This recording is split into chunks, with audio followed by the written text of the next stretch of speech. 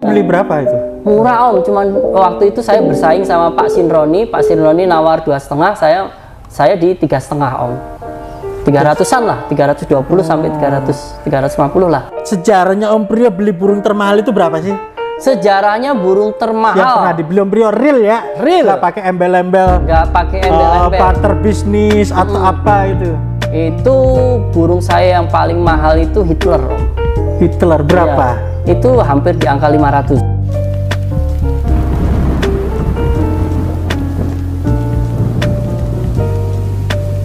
Are you ready?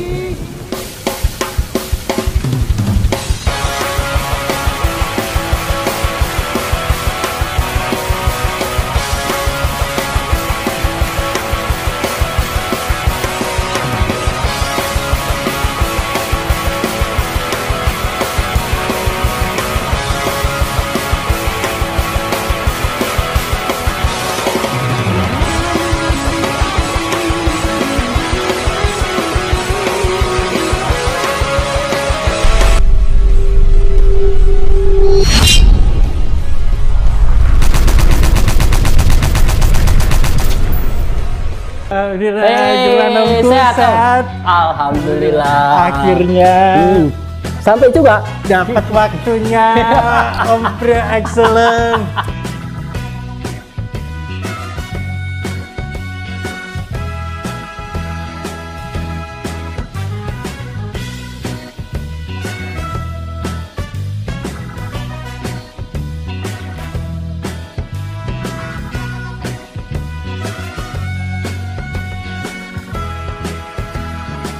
Tapi ngomong-ngomong beli burung mahal itu reaksi istri atau apa gitu, kok duitnya dipakai buat beli burung kasih itu gimana? Pertama saya dulu bohong sih Om. Oh, bohong gimana? Gitu. Ternyata sekelas Om Priyo itu juga masih main bohong, kirain kayak saya atau apa, bohong karena takut. Jadi ya kita wajar lah takut istri, bukan inilah karena istri kan juga sebagai rekan, partner hidup kita, terus ya menghargai lah lebih untuk menghargai istri biar dia nggak shock gitu loh dengan harga ratusan juta gitu.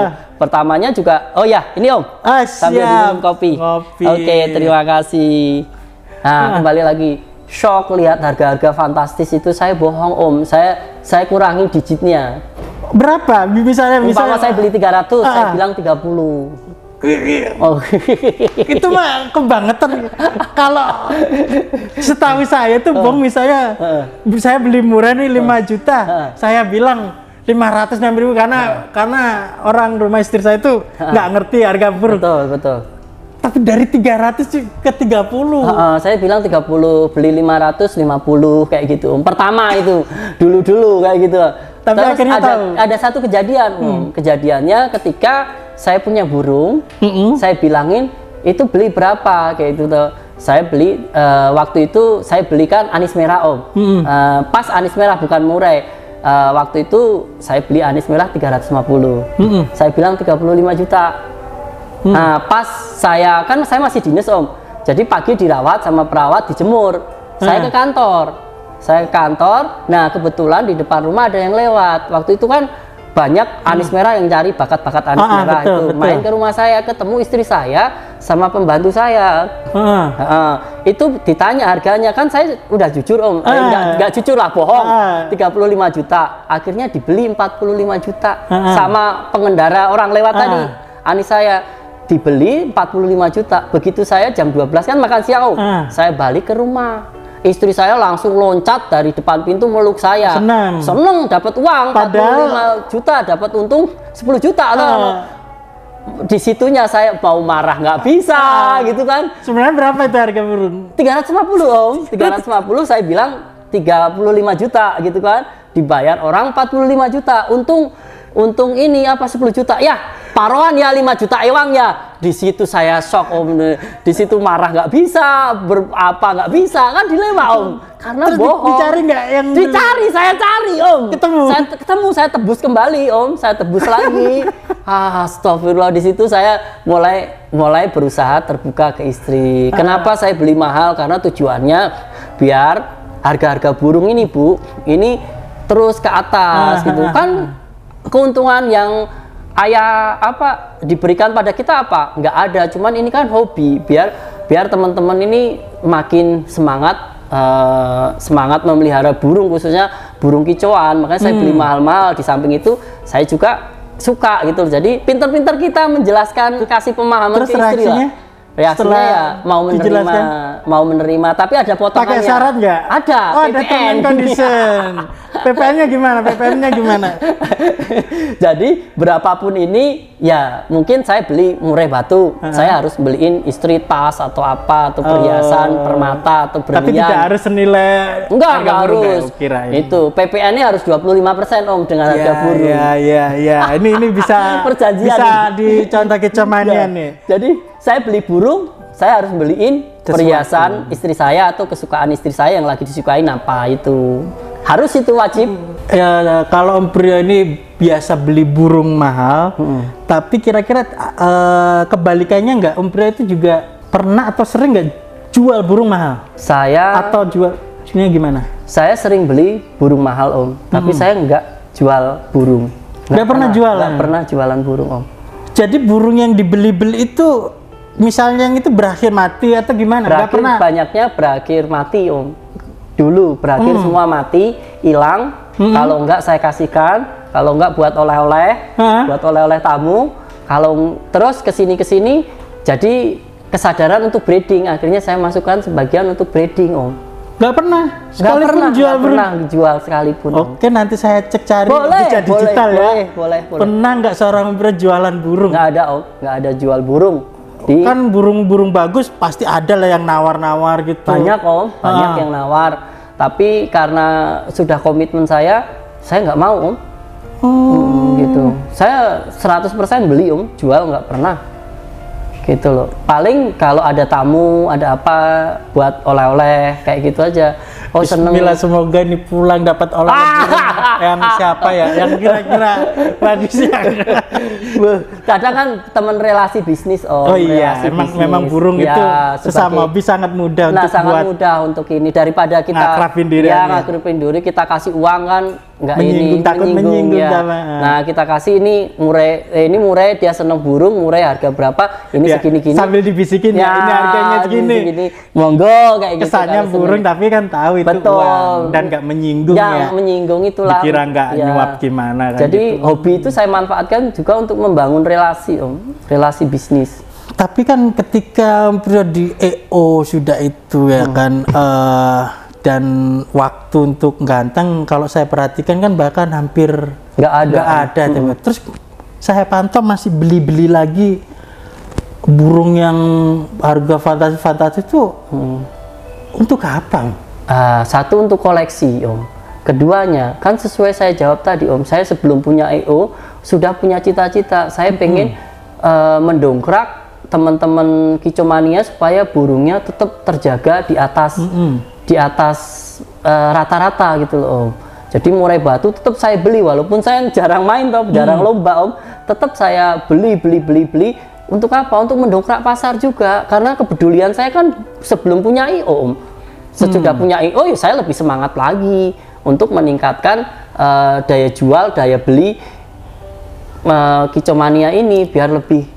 Tapi kan Om Bro belinya burung yang udah bagus-bagus, belinya ke orang kata. Pernah nggak beli dari akar rumput itu harganya tinggi gitu? Pernah loh Om. Pernah. Cuma nggak terekspos saja. Oh. Pernah Om, tapi nggak saya ekspos saja karena teman-teman yang dari akar rumput ini grogi dan sebagainya. Alasannya banyak Om. Alasannya mungkin grogi kamera, kedua takut kalau ketahuan nggak transaksi mahal, takutnya kalau dia beli lo kan biasa jual mahal betul ya. Nah itu yang saya pengennya mengekspos mereka, tapi mereka ketakutan sendiri dengan nominal segitu, dengan ini takutnya ini itu jadi sorotan, itu yang mereka ini itu aja. Kalau saya mah pengennya saya hebohin terus. Ini clue ini buat kicomania akar rumput, jangan takut nawarin nih gitu kan. Apalagi tapi sudah terjadi sih, banyak yang berharap kode-kode siapa tahu dilirik Sultan excellent yang banyak sih. Amin. Tapi Om Bro dalam nyari burung itu yang mendasarnya apa? Misalnya biasanya itu rekomendasi kah atau sengaja mantau atau sudah naksir sejak lama atau gimana? Pertama, tetap kita punya orang yang merekomendasikan Om. Kedua, kita lihat tingkat kestabilannya. Ketiganya adalah materinya seperti apa. Kalau 3 materi ini stabil, oke. Terus kualitasnya oke, materinya oke. Tinggal kita pantau dari jauh kestabilan lewat media sosial atau Om bisa. Prestasinya jelas dong. Burung yang menentukan mahal tidaknya adalah prestasinya Om. Prestasinya. Dan tingkat kestabilannya, khususnya murai batu sama anis merah. Dan semua mungkin ya kan kestabilannya burung itu. Nah, tapi ngomong-ngomong kalau saya pantau ini Beliau kan konsennya lebih ke murai. Emang pernah terakhir di Lovebird, tapi kok aku ngeliat nggak seberapa itu. Nggak oke Om. Pernah nggak tertarik di burung-burung lain gitu? Pertama anis merah saya beli mahal-mahal, kurang hoki juga Om. Saya ganti murai, ternyata begitu saya beli murai pertama kali mahal adalah patimura Om. Patimura itu saya beli dari Hanifaroko, Om Hanifaroko brother saya sudah nggak ada itu burungnya? Udah nggak ada, mati Om. Mati pas mabrol 350 itu tahun 2015, tahun 2015 ya, 2015 Om. Saya beli Om Hanifaroko 350. Itu pertama kalinya. Habis kesini-sini ya makin tertantang lebih mahal lagi. Gitu. Kalau bicara belinya burung-burung mahal itu kan sudah mulai, itu pasti sudah nggak minta subsidi lagi kan? Enggak lah, kita sudah terakhir waktu merintis usaha itu sebenarnya Om saya di tahun 2006 itu saya sudah punya pabrik botol kecap Bango loh waktu itu. Pabrik Om. Langsung bangun pabrik? Langsung bangun pabrik saya. Jadi saya join dari tentara? Ya, tentara itu banyak yang nggak tahu. Saya itu di daerah Cikondewa waktu itu Om, pinggiran Cikondewa punya pabrik. Ya pabriknya nggak besar lah, kayak gitu wirausaha. Tapi jadi saya bikin tutup botol kecap Bango Om. Tutup botolnya aja untuk masuk untuk ke pabrik kecap Bango. Berarti pabrik plastik ya Bang? Iya betul. Cuman kebetulan yang itu masuk untuk kecap Bango. Iya, saya vendor dulu tahun 2006 sampai 2012 Om. Saya adalah vendor tutup kecap Bango. Sampai kecap Bango nggak begitu eksis. Dulu kan eksis banget Om. Pertama gini. Sekarang nggak gitu, saya mundur dari vendor pabrik, saya jual. Habis itu saya jual, Om, modalnya saya buat beli SPBU dulu. SPBU pertama kali. Habis itu kan nambah jadi SPBE dan sebagainya. Alhamdulillah ada peningkatan terus Om. Akhirnya punya IO, punya produk sendiri gitu Om. Oh begitu. Iya. Nah, Bujangan loh itu Om. Bujang udah punya pabrik loh. Oh itu Bujang? Bujangan 2006 itu Om. Masih Bujang Om. 2006. Ya. Menikah tahun berapa Emang? 2008. Ya. Itu sudah punya SPBU ya? Sudah punya. Sudah punya tapi masih merintis lah Om, karena baru beli kan, baru 2 tahun mulai, jadi kita merintis usaha. Seperti apa sih bisnis di migas itu masih meraba-raba gitu loh. Gitu. Di tengah kesibukan itu masih bisa ya sempat untuk di dunia hobinya ya, untuk gantang-gantang lah apa? Masih bisa Om, masih. Nah terus itu akhirnya ketika setelah melalang buana tapi sebelum itu saya mau nanya itu. Apa itu Om? Terkait dunia lomba, menurut Om Priyo nih, lupakan dulu Om Priyo sebagai orang IO ya. Era dulu sampai perjalanan waktu sekarang, itu menurut pendapat Om Priyo gimana sih perkembangannya, terus perbedaannya? Dulu Om, kalau di tahun 2006 ke bawah ya Om ya, itu lomba adalah sarana untuk silaturahmi atau temu kangen dengan sesama kicomania. Itu sangat erat sekali. Nah, di era 2007 ke sana Om, semua sudah money oriented bisnisnya. Sudah persaingan itu ya? Iya, money oriented. Jadi fokusnya sudah beda. Masa untuk dulu-dulu lomba itu sebagai ajang temu, silaturahmi, pengobat rindu, kangen dan sebagainya. Hadiah itu nomor sekian. Kalau sekarang kicomania ini adalah istilahnya orientasinya sudah bisnis Om, udah money oriented. Jadi dia membeli burung ataupun apa untuk ini tujuannya adalah bisnis tetap. Kalau sekarang bicara silaturahmi, kayaknya silaturahmi itu nomor 3 mungkin. Yang pertama tetap bisnis, Om. Yang kedua apa? Yang kedua tetap sebagai saingan gengsi kali ya, gengsi, ya. tetap gengsi. Oh gitu. Betul. Nah terus kan akhirnya Ambres setelah jadi pemain nasional lama orang kan sudah mengenal, tapi ketokohannya kan dalam hal pemain. Terus kok tiba-tiba Ambres kan waktu itu akhirnya memutuskan bergabung dengan EO. Ya, kan? betul. Itu waktu itu apa ya? Pertama dasarnya itu gitu. Pertama saya dasarnya persahabatan waktu itu, persahabatan dengan salah satu IO yang sekarang masih eksis, bersahabat gini-gini, cuman terus ada sedikit perbedaan visi dan misi, akhirnya saya mendingan keluar deh kayak gitu, keluar untuk sedikit mengevaluasi diri, introspeksi diri. Yang akhirnya saya putuskan untuk jadi pemain, tapi kok dorongan untuk membuat lomba ini di otak saya makin tidak tertahan. Jadilah begitu ini, tapi orang yang mendasari saya ide untuk punya IO sendiri adalah sebenarnya teman-teman KM loh. Gimana Mas? Ya, sosok Om Reddy, sosok Om Giri, sama Om Wisnu ini sedikit provokatif ke saya, tapi membangun gitu loh. Enggak, dulu mah cuman menyarankan, yuk coba deh penjurian. Waktu itu juri apa ya? Cuman kok keluar duitnya besar juga, sekalian aja kan? Ya sekalian, itu yang membuka pikiran saya, terutama Om Redo ini kan memberi masukan, wawasan, terus akhirnya saya memberanikan diri untuk membangun IO. Kan bangun IO itu kan nggak gampang Om. Bakar duit Om, buang duit. Iya.